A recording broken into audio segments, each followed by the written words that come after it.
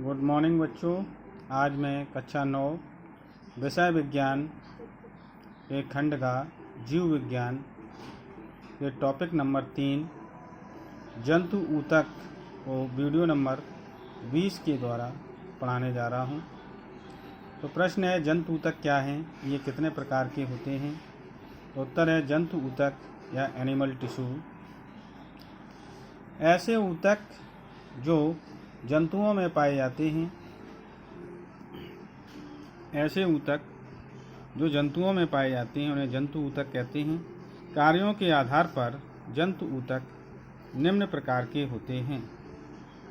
जंतु ऊतक तो पहला है एपिथेलियमी ऊतक, दूसरा है संयोजी ऊतक कनेक्टिव टिश्यू, और तीसरा है पेशी ऊतक मसल्स टिश्यू, और चौथा है तंत्रिका ऊतक नर्व टिश्यू। तो पहला है एपिथेलियमी ऊतक, एपिथेलियल टिश्यू। एपिथेलियल ऊतक शरीर को ढकने तथा सुरक्षात्मक आवरण बनाने का कार्य करता है। यह त्वचा का बाहरी भाग बनाता है। कौन? एपिथेलियल ऊतक। जो हमारा शरीर है उसका जो सुरक्षात्मक आवरण क्या होती है? त्वचा होती है, और त्वचा का बाहरी भाग बनाने का कार्य करता है, आवरण बनाता है। यह त्वचा मुंह, आहारनाल, रक्त वाहिनियों तथा फेफड़ों की कूपकाओं का निर्माण, जिसमें कूपकाएँ क्या होती हैं बेटा? फेफड़ों की कूपकाएँ जो हैं वो फेफड़ों में जिनमें हवा भरती है, वायु जो जाती है, वायु के द्वारा कूपकाएँ फूल जाती हैं, और ऑक्सीजन का आदान प्रदान कूपकाओं के द्वारा ही होता है। तो इन कूपकाओं का निर्माण किसके द्वारा होता है? एपिथेलियल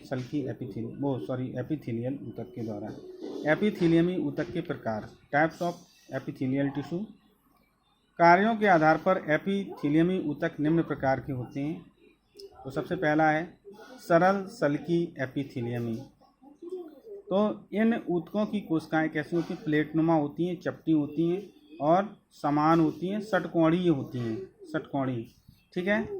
ये कोशिकाएं फर्श पर लगी टाइलों के समान प्रतीत होती हैं, दिखाई देती हैं। जैसे फर्श पर टाइल लगी होती है, आप देख रहे हैं, ऐसा लग रहा है ये फर्श पर टाइल लगी हुई है, तो टाइलों के समान प्रतीत होती हैं। ये कहाँ कहाँ पाई जाती हैं एपिथेलियल ऊतक? आहार नली तथा मुंह का अस्तर। अस्तर का मतलब भीतर की तरफ, अस्तर सल्की एपिथेलियम का बना होता है।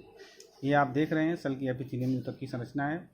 ये जो सेल्स हैं सल्की एपिथेलियम ऊतक की कैसी हैं आप देख रहे हैं, टाइल्स के आकार की लगी दिखाई दे रही है। प्रत्येक कोशिका में एक केंद्रक है, और षटकोणीय हैं, समान है, चपटी हैं, कोई कोई प्लेट नुमा होती हैं। तो ये बच्चों आपका ये टॉपिक आपकी समझ में आया होगा। डायग्राम विशेष रूप से कलर्ड ही बनाएं, और अभी से ही बनाने की प्रैक्टिस करें, क्योंकि कलर डायग्राम से 9th में ही नहीं, बोर्ड परीक्षाओं में बहुत अच्छे नंबर मिलते हैं, परसेंटेज जो है बढ़ जाता है। तो बच्चों इस टॉपिक में जो भी पॉइंट आपको समझ में ना आए हों, हमारे पर्सनल व्हाट्सएप पर कमेंट करके आप पूछ सकते हैं। धन्यवाद।